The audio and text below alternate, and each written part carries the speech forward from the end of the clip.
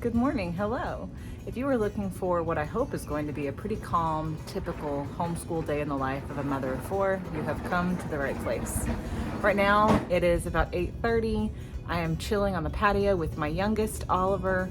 We're just enjoying a little bit of the sun, the morning sun, before it gets too hot, and we're checking on our little plant babies, seeing how they're doing. And then just, sorry, it's a little noisy. Bang, bang, hi. Hopefully today will be a fairly calm day in the life video. We've got homeschool on deck. We've got some chores on deck. I've got a couple of projects that I need, I've got a couple of projects that I need to work on. Specifically, I need to drill into some flower pots for some drainage. Some laundry. That's about it. If you're looking for excitement and craziness, it's not gonna be here. So, not gonna be for you, but follow along and let's see what we get up to today. Oh, you check on everything?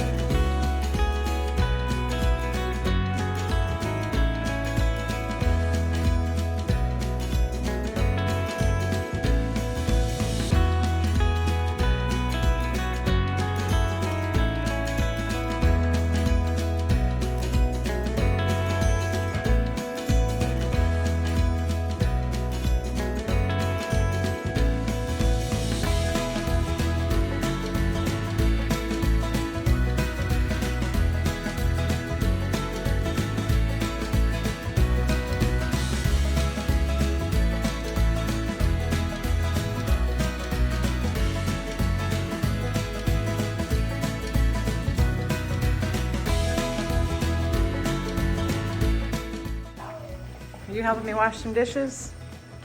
Hello. No thanks. Hello. What are you doing, Ems? You coloring? Yeah, Coloring. you're coloring. I'm gonna get some food out.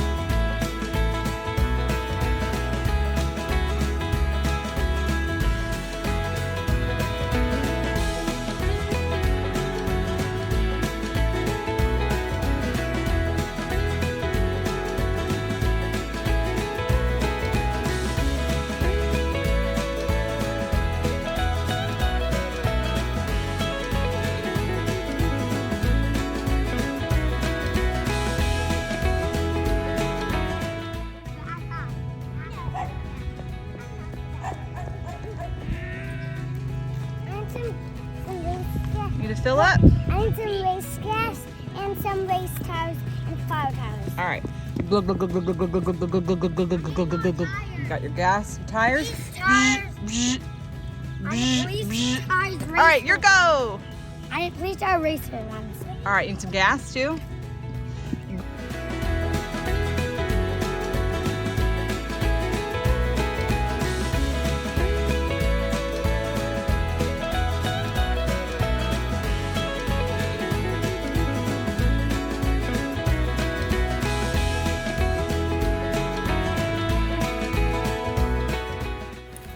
All right, after a long walk outside and a bunch of running around on bikes, these kids need a snack. You are looking at some of those thin rice cakes with some peanut butter. And one of our favorite things to do is to put on some honey and a little bit of cinnamon.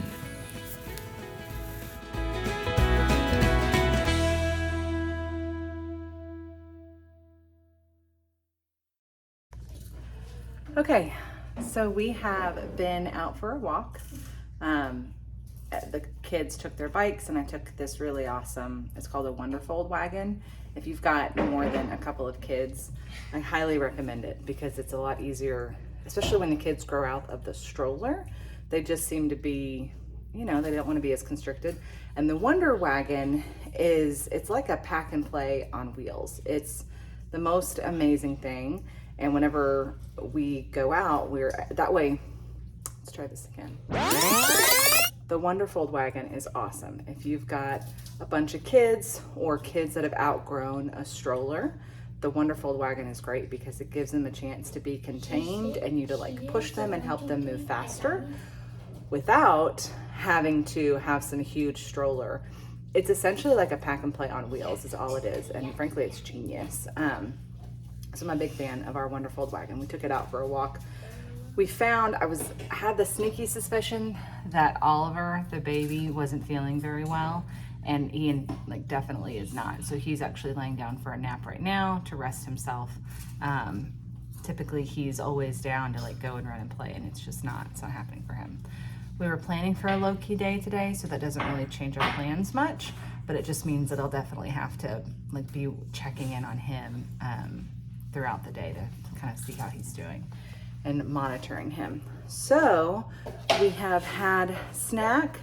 We're having snack at the moment. We have been doing a bunch of artwork this morning. The kids have been coloring, so that's been going well. I think we're just gonna do some homeschool, get them out in the backyard a little bit more, and then that'll take us up to lunch. We are at about lunchtime. We've wrapped round 1 of homeschool. I think I told you guys that my daughter, really the only one that's like genuinely homeschooling is the first grader. The others, it's just like bonus if they come and do things. But the first grader, she has wrapped her like round 1 of homeschool. She's trying, because we started homeschool so late, we didn't really start until like February, and even then we were kind of playing around. We're kind of at like the halfway point where we want to be able to follow along with what the rest of, well, like not the world, but with what the rest of we're trying to follow along with the school calendar. We're still in a space where homeschool is still new to us, and so we're still finding our groove. So we would, in theory, I would love to be able to say that in the fall, she'll be able to start 2nd grade along with like the vast majority of her peers. So because of that, we are kind of trying, if we can double up on a couple of lessons at a couple of days, then we'll be able to get her to where September is when she would technically be starting 2nd grade. That's going to kind of keep her on track with everybody else. So anyway, for her, we've wrapped her schoolwork for her round 1, the stuff that has to get done. We've wrapped it for the day. We'll probably pick it back up again after lunch. Right now they're just hanging out in the living room watching a little bit of TV. The other kiddos, while she was doing homeschool, they were working on like cutting and pasting and just like those fine motor skills. So they were working on that. But the baby, little man Ollie, I think he's a little sick today. And y'all, I got to share this with you. If you don't have any more littles around your house, perhaps because he's my last little, I'm just like soaking up all the moments. This kind of sleep, y'all, I just love.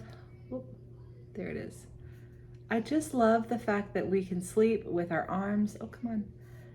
I just love the fact that we can sleep like with our arms to the side and just so soundly. I love it. I will miss these days. I am happy with our family. We are complete. We are finished, but I'm definitely appreciative of all the little baby moments. So I have finally put on the clothes that I intend to wear for the day. Now that we're living in Texas, and so now that it is getting really, really hot, we kind of have to shift things around so that we get out in the morning if we're going to take a walk or something. We need to do that in the morning segment. So our days are kind of in flux where I try and get us out and moving first, so that we take advantage of the fact that it's not as hot outside. But then I also, if we're doing that, I also don't want to get like fully dressed and go and be like walking and getting hot and sweaty. So I don't know, tell me if you guys are the same, to where you feel like you might wake up, maybe you put what little bit of makeup you're gonna put on, and then but you never actually change your clothes until later on in the day. That's what I'm finding, and what I suspect is gonna happen for us this summer is there'll be like a wardrobe change midday, because I will want to get out of the grungy like outside clothes and put on real clothing. I have noticed in my short time being a stay-at-home mom, I have noticed that I feel a lot better when I am somewhere between like pajamas and like go out clothes, like not like out, but like go out into the world clothing. I tend to feel a bit more, I don't know, happier with myself and more productive and just better if I'm somewhere in between there. I was about to launch into a very long segment on what I'm wearing, but this monologue is getting pretty long, so we're going to speed things along here. So I've got the hat on because I don't feel like washing. I don't want to wash my hair. I'm gonna go make some lunch. The kids are gonna enjoy their show. Ollie, man, I'm just gonna let him sleep because clearly he needs some sleep. When the big kids are gonna eat, and then whenever Ollie wakes up, I'll check him out and see how he's doing.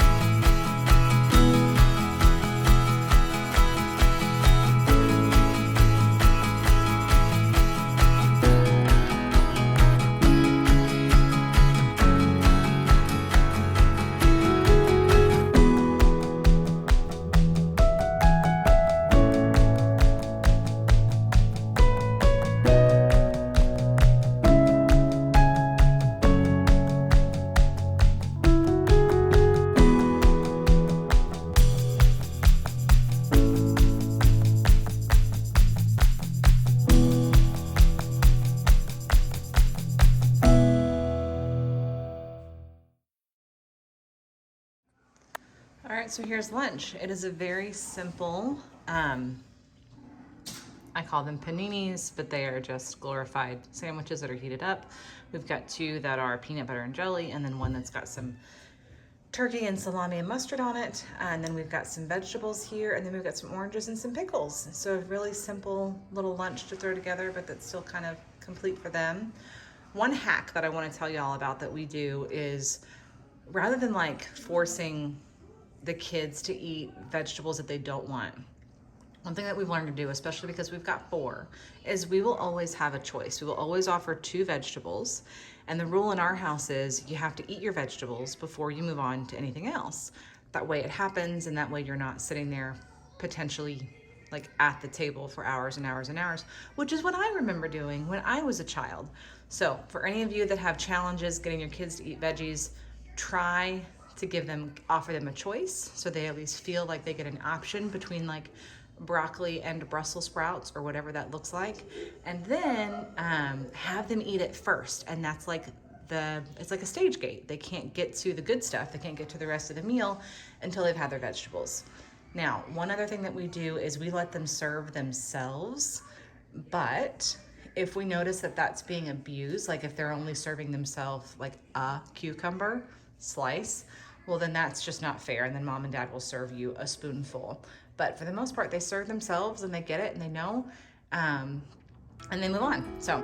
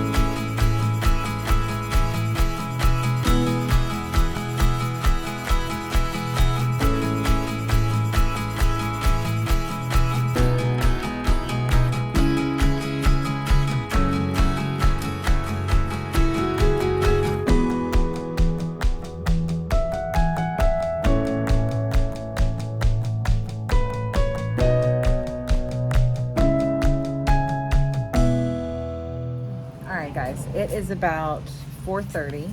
The afternoon took a little bit of a different turn. So Ollie missed a meal, which is just really, that's just not in his nature.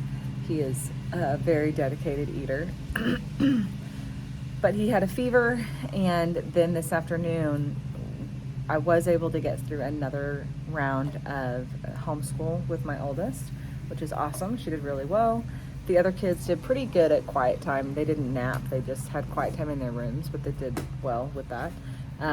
Ollie just didn't really, outside of that huge nap he got this morning. We're probably going to have to bob and weave a little bit tonight, meaning he'll probably have to go to bed early to make up for the fact that he did nap, but he just napped super early during the day. So he'll be going to bed early. Our 3-year-old had some moods this afternoon, which is it's totally normal. It could be expected from a 3-year-old. So she will probably have to go down early, just because she clearly needs the sleep and she's having a rough afternoon. So we will be putting her down a bit early. But what I was saying about Ollie is we got him up and he had just had like diarrhea after diarrhea after diarrhea. And luckily it's in a diaper, so it wasn't anything awful, anything out of the normal that we have to clean up, just, contained in a diaper. But it was just a lot. I felt so bad for the guy. He was getting a little bit of a diaper rash, which is rare and diarrhea for that matter is really rare. I think I can most certainly count on one hand the number of times any of my kids have had diarrhea. So poor guy, he had a situation this afternoon. That tonight, Wednesday night, is always pasta night in our house. So I'm thinking that tonight's pasta, I'm trying to decide if I want to do like our version of mac and cheese, or if I want to do like a oil, butter, garlic kind of thing. I'm not sure yet. I haven't decided if I'm going to be eating, which is really what let's be honest, that's going to be the deciding factor, is if I'm going to be eating. And if I am going to be eating, then what my taste buds are in for. I don't know. Anyway, haven't decided yet, but it will be on the table in 30 minutes. So I guess I need to figure it out here pretty soon. So we've got dinner left, and then we've got reading to the kids, getting them in bed, and then mom having some alone time with mom having some alone time. You feeling okay, baby? You are feeling okay? You hurt your finger? Yeah. Hi. Can you kiss it? Or am I kissing? I see an Emma. Emma?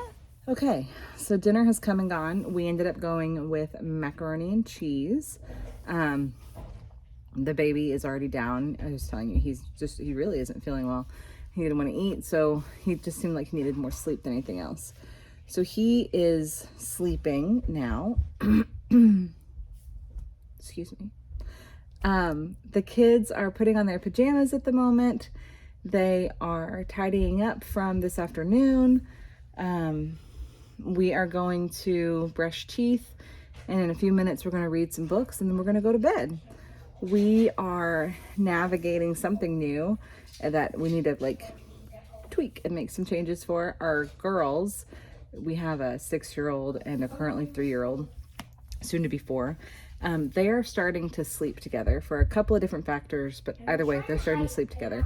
But we've never had kids sleep together, and so this is a new foray for us. I know a lot of friends that have their kids sleep together. I know when I was younger, I slept with my sister and I loved it. So to be perfectly honest, I'm totally cool with them sleeping together. I love it. I think it's great. I dream of a world where we have 2 bedrooms, one for 2 kids, another for 2 kids, and that's it. And they sleep together and they're wonderful and close and have all the fond memories that I remembered having. But what I'm learning now, though, is when they have an age gap, and maybe it's just because it's new, maybe it's because we need to do a better job of figuring out the right ways to talk to our kids about sleeping arrangements. They stay up really late. And for the 6-year-old, it's kind of fine, but for the 3-year-old, it's not great. And between you and I don't really want the 3-year-old's having issues sleeping by herself, and the 6-year-old wants to be there with her. And so I really don't want to threaten to take away the 6-year-old and have them sleep separately again. Because frankly, it's a more harmonious evening and a more harmonious life for everybody. And that makes, I see a lot of value in that, but I also can't have them staying up until 9 o'clock when otherwise they would have only been up until maybe 7:30. They pass out on the few nights when we have had to pull the plug and make them sleep on their own. They conk out by 7:30, which is the bedtime that we have in our household.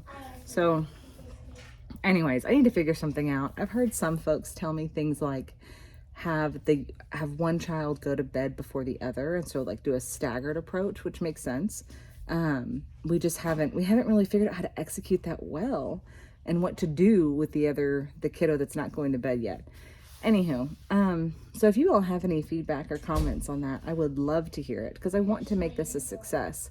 Unfortunately, though, where we're at today is there's not, the 3-year-old isn't screaming because she's alone and isn't scared, but what is happening is the girls are staying up a lot later than they should be, and they're talking a lot more than they should be, and then they're cranky the next day because they have this sleep deficit, and then as days go by, they genuinely have this sleep deficit that just persists, and it's pretty bad for the 3-year-old because she's still 3 and she can't really modulate her emotions in the way that a 6-year-old might be able to when they're tired. Anywho, so we're gonna do some bedtime, we're gonna do some reading, we're gonna get some kids down, and then we'll see where we're at from there.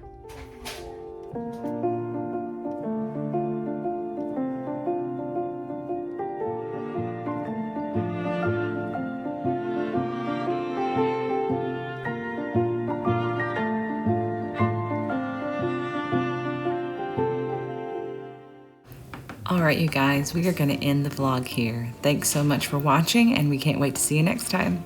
Bye, y'all.